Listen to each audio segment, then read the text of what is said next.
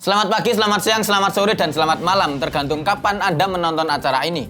Selamat datang di Mojok Mentok, sebuah acara yang akan merangkum berita yang terjadi selama sepekan terakhir. Tentu saja dibawakan secara cerdas, tangkas, dan terengginas oleh saya sendiri, Agus Mulyadi. Sebagai host yang akan menemani Anda. Dung tak dung dung dut.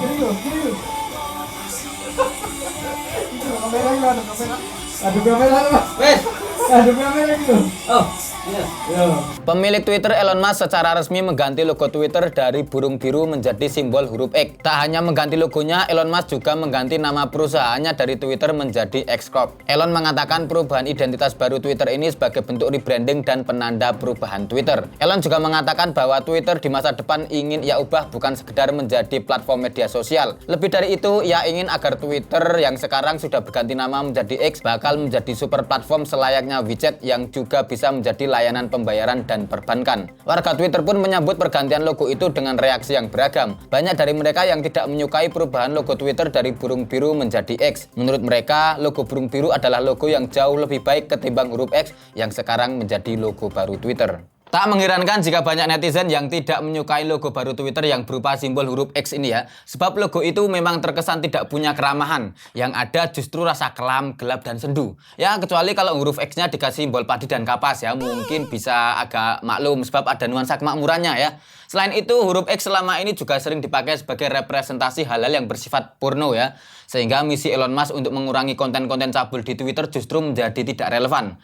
Ingat, video itu netral, tapi kalau ditambah jadi X videos, maka citranya langsung jadi bokep ya. Tarzan itu netral, tapi kalau ditambah jadi Tarzan X, maka yang terbayang bukan lagi Tarzan dan Jin, melainkan Rocco Siffredi dan Rosa Caracciolo yang lagi awem bawe ya. Tapi mau bagaimana lagi ya, toh saya nggak bisa berbuat apa-apa. Semoga Mas Elon dengan Twitter versi logo barunya ini bisa membuat Twitter menjadi platform yang lebih baik dan tidak terlalu mata duitan. Dan ya buat Mas Elon ya, kalau ternyata nanti logo huruf X ini dianggap buruk dan pengen ganti logo, jangan sungkan-sungkan buat ngontak desainer logo dari Indonesia. Tenang ya, harga logo di sini itu sangat bersahabat. 200.000 bahkan ya, sudah dapat 4 opsi logo dan 2 kali revisi. Kalau mau ditambah filosofi bisa dibuatkan dan dikarang sefilosofis mungkin ya, tambah 100.000 saja. Pengerjaan cepat dan kilat sehari jadi. Logo memang dibikin full pakai Corel Draw, tapi insya Allah bisa dikirim dalam bentuk format file AI. Tindakan tidak terpuji diperlihatkan oleh seorang dokter berinisial M yang bekerja di Rumah Sakit Bahagia Makassar. Dirinya terekam kamera memukul seorang anak berusia 3 tahun hanya karena merasa terganggu oleh si anak saat bermain catur. Insiden tersebut terekam kamera CCTV dan langsung menyebar di media sosial. Dalam video itu terlihat si anak yang tampaknya penasaran dengan permainan catur mengambil beberapa bidak catur saat masih dimainkan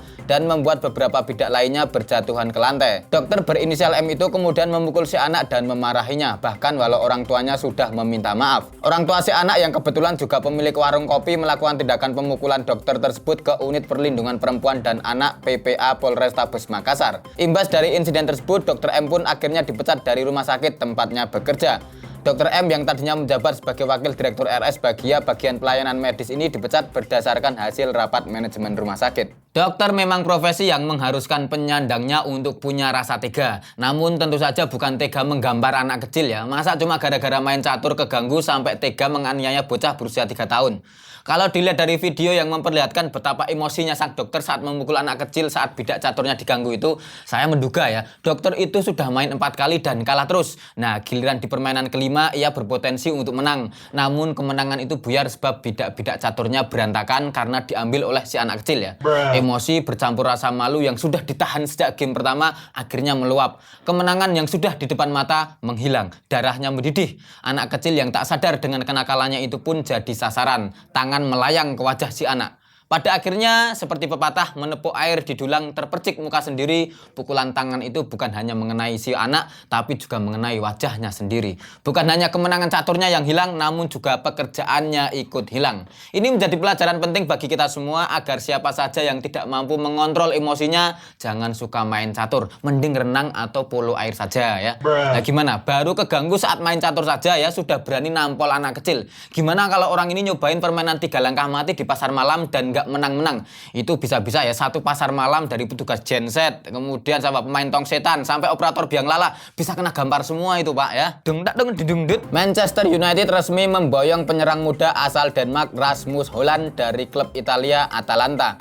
Kehadiran striker muda berusia 20 tahun itu menjadi pembelian ketiga Manchester United di awal musim ini setelah Mason Mount dan kiper Andre Onana. Pengumuman kepastian transfer Rasmus Hojlund diumumkan pada Jumat 29 Juli 2023 lalu. Pengumuman tersebut tentu saja menjadi kelegaan tersendiri bagi banyak fan Manchester United. Apalagi sebelumnya sempat terjadi tarik ulur yang panjang perihal transfer Hojlund ini antara Manchester United dan Atalanta. Kehadiran Hojlund diharapkan bisa mempertajam barisan depan Manchester United yang dalam beberapa tahun terakhir mulai melempem. Rasmus Hojlund yang musim lalu tampil bagus bersama Atalanta dengan torehan 10 gol dari 34 permainan dianggap menjadi striker muda yang menjanjikan di masa depan. Tak hanya di klub, penampilan Rasmus Hojlund pun sangat bagus di timnas Denmark. Ia kini sudah mencatatkan 6 gol dari 6 penampilan bersama timnas Denmark. Oke, terkait dengan kedatangan pemain baru Rasmus Hojlund ke MU, kami sudah menghadirkan narasumber yang terpercaya untuk membahas ini. Siapa dia? Ya, inilah Prayityo Romano ya. Kita akan membahas lebih detail soal transfer Rasmus Hojlund ini. Halo Mas Prayityo Romano. Kabar baik ya? Alhamdulillah Mas, ini kan tadi akhirnya ya Rasmus Hojlund ini menjadi pemain MU karena ini pemain ketiga nih. Sebelumnya kan Mason Mount sama Andre Onana. Akhirnya datang striker yang dianggap gacor. Ini menurut panjenengan bagaimana Mas? Ya, oh MU memang harus beli striker baru gitu ya. Oh yang bagus cuma Rashford. Oh siap, sebagai backup berarti gitu ya. Oh Mas Rizal mulai jelek dan lebih baik pindah ke Kasti gitu ya. Oh siap, jadi ini karena ini pemain mahal ya, jadi harus memang mendapatkan tekanan yang besar begitu ya. Siap. Ya. Oh, kalau sudah dibeli mahal-mahal dan tampilnya tidak bagus, nanti gimana? Oh, di logo ke Persiti Temanggung. Oke, siap. Oke, tapi jenengan mendukung ya dengan transfer Rasmus Hojlund ini ya. Oh ya, kasihan mendukung MU ya karena selama ini menantikan striker yang tajam ya. Siap. Oke, siap. Terima kasih Mas Prayityo Romano. Ya, itulah barusan obrolan saya bersama Mas Prayityo Romano ini. Obrolan saya barusan sekaligus menjadi pungkasan episode Mojok Mentok kali ini. Sampai jumpa di episode Mojok Mentok berikutnya, tentu saja dengan narasumber yang jauh lebih kompeten dan jauh lebih terpercaya. Sampai jumpa. Halo Mas, awakmu iki mau sekolah kene ini Pak apa Pak? Ya? Oh, charteran berarti. Oh, masuk Italia hari ini PP berarti ya. Ngelaju berarti ya. Siap. Sun Pak, sun. Ya.